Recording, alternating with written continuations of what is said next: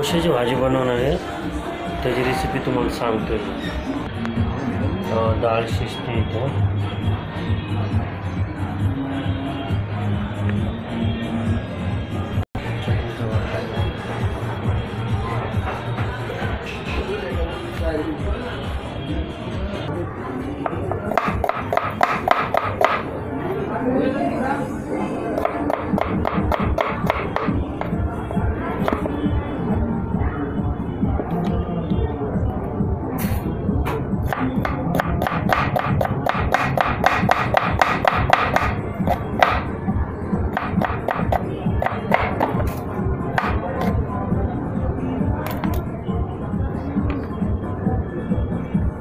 कांदा चिरून झालेला आहे. कांदा आपला बऱ्यापैकी चिरून झालेला आहे.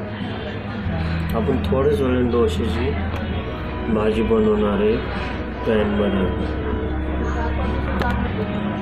आपला कांदा बऱ्यापैकी चिरून झालेला आहे, तर तुम्हाला दाखवतो. हा बघा कांदा आहे ना, याचीच आपल्याला भाजी बनवायची, डोशाची भाजी. सुरुवातीला पॅन घेतलेला इथं तुम्हाला दाखवतो. पॅन